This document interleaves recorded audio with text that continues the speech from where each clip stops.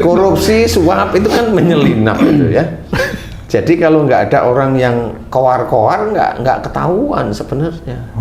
Nah persoalannya itu kalau namanya ada korupsi di suatu pembangunan proyek negara umpamanya, itu ya biasanya ada di titik itu sudah sangat ada sekali. Cuma karena banyak yang di situ itu dapat ya, jadi ya nggak ada yang ngomong kan gitu ya.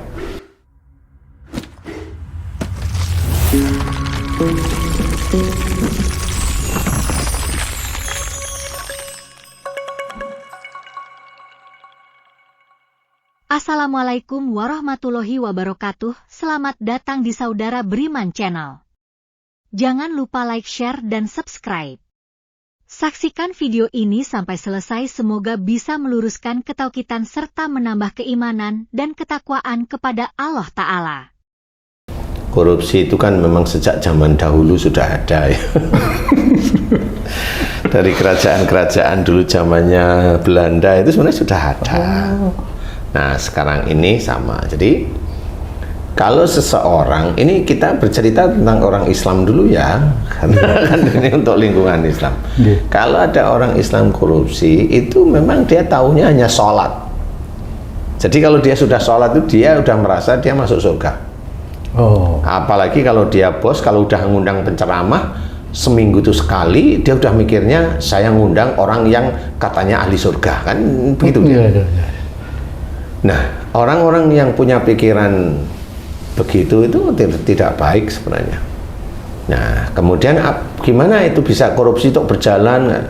Sulit sekali ditumpas. Iya betul Pak Ustadz. Karena korupsi itu kan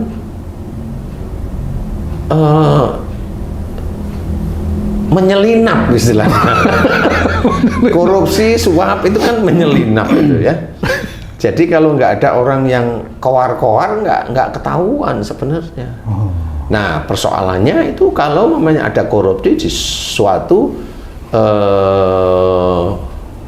pembangunan proyek negara umpamanya, itu ya biasanya ada di titik itu sudah sangat ada sekali. Cuma karena banyak yang di situ itu dapat ya, jadi ya nggak ada yang ngomong kan gitu ya.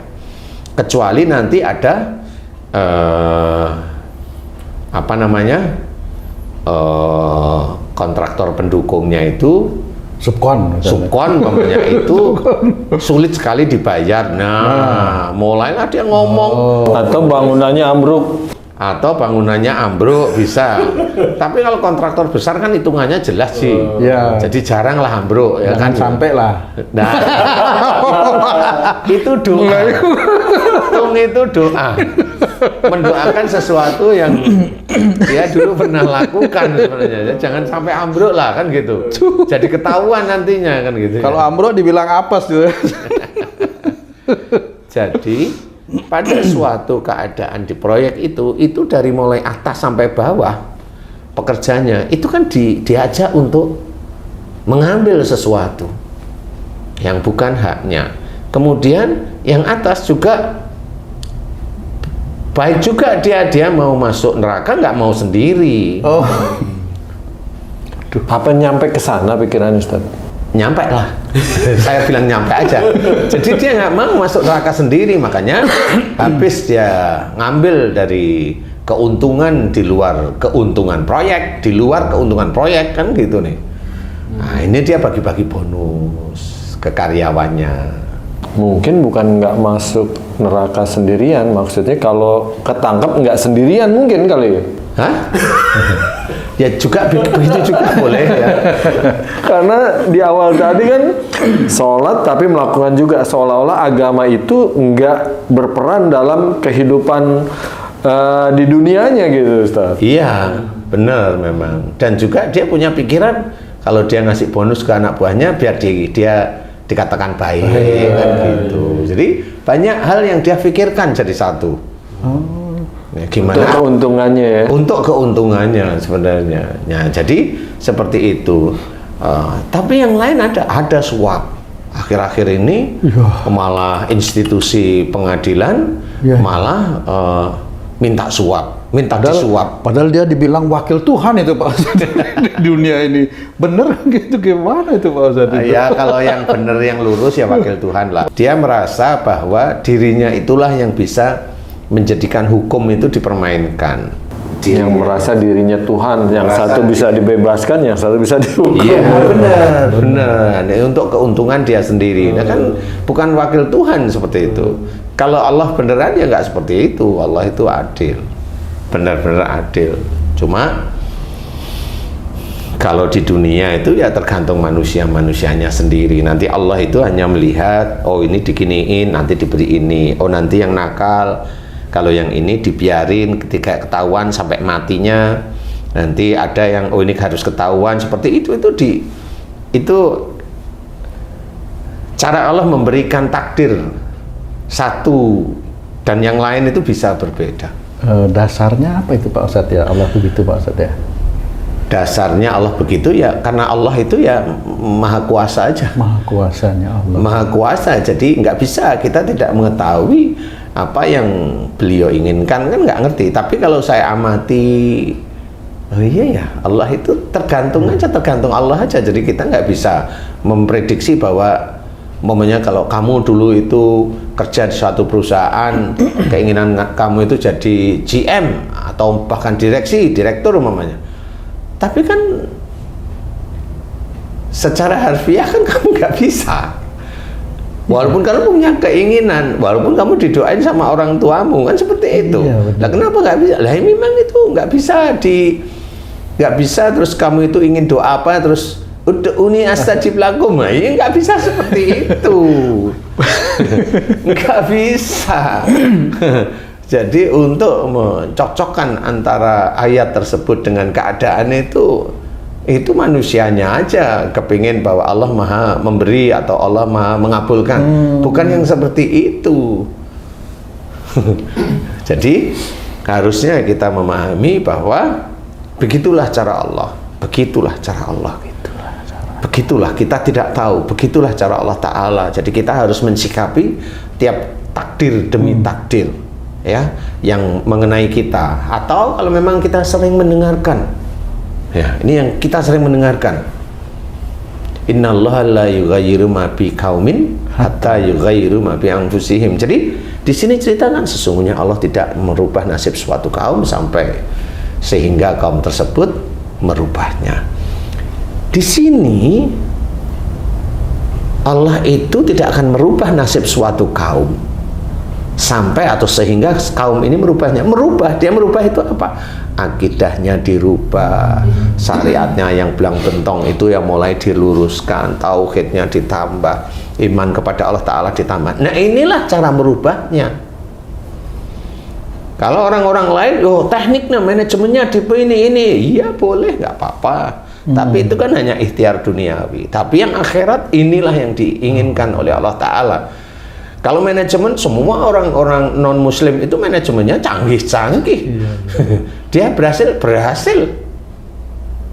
Apakah dia mengamalkan innallaha la yughayyiru ma bi qaumin hatta yughayyiru ma bi anfusihim? Wah, nah, kan harusnya jawab sekarang. Iya, bener. Kan nggak bisa. Tapi ayat ini menjadi semangat kita untuk merubah sebenarnya. Agar kita itu benar-benar diletakkan cara mencari rezeki kita itu yang halal, yang thayyib. Jadi kalau mamanya linknya itu udah korupsi di suatu perusahaan, ya dari mulai bawah nanti dia naik ke atas, itu kan ada yang membawa nih, lokomotifnya ada, ya ini yang baik. Kalau di situ itu aman-aman aja, korup, ya dia membawa itu, sampai dia pensiun pun dia masih dapat apa namanya, royalti gitu ya. pensiun tapi mendapatkan royalti, lah kan lucu kan gitu. Berarti dosanya juga dapat royalti. Nah itu lah iya, makanya itu sebenarnya cara orang itu menjadi koruptor itu turun-temurun juga, walaupun bukan genetik, tapi itu genetik dari kinerja di tiap-tiap instansi. Ustadz, koruptor tuh udah menurun, Ustadz. Iya menurun karena di pekerjaan kan seperti itu. Apalagi kalau isinya pekerjaan, Udah setiap harinya congkel sana, congkel sini, ambil strip pressure, ambil besi beton, ambil semen, ambil ini, semuanya diambilin semuanya kan. Habis itu selesai dia dapat bonus, dia dapat ini, kemudian halal bihalal mamanya. Halal bihalal ini apanya yang halal bihalal? Oh, halal bihalal gimana? Semua orang-orang instansi yang memang di situ itu korupsi, loh kok saling memaafkan, nih maafkan yang mana? Dia itu harusnya halal bihalal sama rakyat-rakyat Indonesia sebenarnya. Diambil uangnya di situ, dia cantumkan kami dari perusahaan ini meminta maaf karena bagi teman-teman masyarakat yang membayar pajak, pajaknya saya ambil untuk saya belikan HRV, Fortuner, tanah di desa, daerah dingin, kan seperti itu. Ustadz, kalau orang udah terlanjur korupsi mungkin sulit ya untuk secara langsung untuk mengembalikan, bertobat.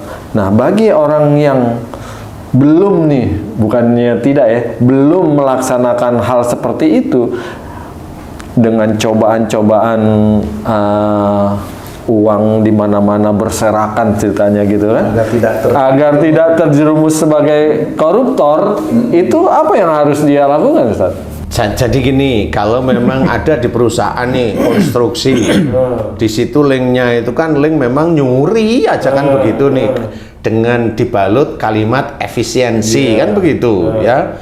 Nah kalau dia itu hanya makan gajinya tidak ada masalah. Persoalannya kalau dia ikut menghitung apa yang harus nanti dia setorkan kepada bosnya. Nah ini kan dia menolong dalam hal kejahatan. Nah, orang yang ingin bersih, Ustaz, ada di lingkungan itu semacam simalakama, tidak dilakukan resiko, dilakukan, Masya Allah. Itu harus gimana tuh, Ustaz? Iya, cari pekerjaan lain. Udah kalau saya gitu, cari pekerjaan lain yang hati itu serak, beneran tidak di lingkungan yang ini itu, selesai. Kalau dia kayaknya saya cocok di sini, oh berarti ya dia masih abu-abu di titik itu. Bisa jadi sebelum dia resign, dia mencari dapat bonusnya, dikumpulin, nanti dibuang gitu aja ya. Benar. Jadi dia kasih di yatim piatu karena memang itu uang rakyat, kasih aja. Ini sedekah apa? Enggak, memang ada orang nitipin untuk di sini, selesai. Jangan bilang itu sedekah, ya nggak boleh. Kalau masih ada kan gitu. Ya kita nggak boleh pesimis. Oh, nggak apa-apa. Bener ini, itu bener sih. Itu bener. Cuma kalau masih ada, nah kalau nggak ada nanti ditanyain di akhirat. Karena kan orang yang dapat itu tuh kan udah dilihat tuh gajinya yang kecil-kecil gitu kan pasti dia nggak nolak. Gaji aja nggak cukup. Ya nggak juga. Yang gaji gede juga nggak nolak. Nah itu udah kebangetan. Malah dapat paling gede. Ya. Makanya kita harus memahami, belajarlah dari keadaan. Ya, jadi kalau memang boleh mau bekerja di sini boleh, tapi lihat-lihat. Kalau kita memang ingin lurus di jalan Allah, insya Allah pasti nanti Allah akan memberikan hidayah kepada kita sehingga diberi pekerjaan-pekerjaan yang halalan thayyiban. Insya Allah lah ya. Karena kita mencoba lurus terus, pasti Allah akan memberikan jalan keluar. Tapi kalau hatinya masih abu-abu, ya dia nggak akan dapat jalan keluar. Seperti itu. Bismillah. Nah, sebelum resign dia cari cari pekerjaan-pekerjaan yang menurut dia itu pas di dalam hatinya. Ustadz, kalau seseorang ada di lingkungan yang seperti tadi Ustadz jelaskan ya, apakah itu akibat dari dosa-dosanya yang lalu, Ustadz? Ya sama, cuma orangnya kan nggak mau tahu aja. Jadi seorang itu kalau melakukan dosa, kemudian dia tidak tobat kepada Allah Ta'ala, apalagi tobatan nasuha tidak dikerjakan, ya dia akan dapat setan yang lebih besar. Dikumpulkan malah itu. Jadi kalau ada orang yang dia mendekat dirinya kepada Allah dengan sungguh-sungguh, Allah itu akan memberikan hidayah pada dia. Allah akan mendekat kepada dia dengan lebih cepat dari dia. Tapi kalau orang itu berbuat dosa dan dia tidak taubat kepada Allah Ta'ala, dia yang diizinkan oleh Allah Ta'ala, setan yang lebih besar masuk. Dia nanti akan cari mangsa yang lebih besar. Itu lakukan, berhasil. Dia nggak taubat sama Allah Ta'ala, masuk setan yang lebih besar lagi. Begitulah sebenarnya. Orang marah juga sama. Orang marah itu kan pertama diam, lama-lama wah. Dia dikatakuti. Akhirnya dia mikir, saya marah semuanya takut. Akhirnya dia biasaan marah. Nah, kebiasaan marah ini yang menjadikan setan itu lebih lama, lebih banyak dan lebih besar. Makanya tenangkan, jangan marah, bagimu surga, kan seperti itu. Terus kembali ke korupsi sedikit nih Pak Ustadz. Kalau dia korupsi terus ketangkep nih dia nih di penjara, berarti dosanya lunas Pak Ustadz? Enggak. Enggak. Rugi lagi dong? Enggak lunas. Oh, dia tobat aja enggak, mau lunas dari mana? Lah Allah itu Maha Pengampun. Kalau orang itu tobat. Lah kalau dia tobat aja enggak. Dia itu korupsi sekian puluh tahun, hanya ya Allah jika aku korupsi ampuni aku. Amin. Selesai sekali di antara puluhan tahun dia korupsi. Lah kan itu juga nggak ngaruh sama Allah Ta'ala sendiri. Nah ini juga harus belajar bahwa dekatkanlah diri kita kepada Allah Ta'ala. Iman dikuatkan, ketakwaan dikuatkan, dikerjakan sunnah-sunnah Rasulullah. Senantiasa doa yang baik, banyak mohon ampunan, banyak bersyukur. Seperti itu. Nah insya Allah dari situ mudah-mudahan kita digolongkan orang-orang yang memang golongan orang takwa di hadapan Allah, seperti nanti akan dikumpulkan kita dengan orang-orang yang soleh yang ada di hadapan Allah Ta'ala. Jadi ya kita harus belajar mana yang soleh, kita nggak tahu.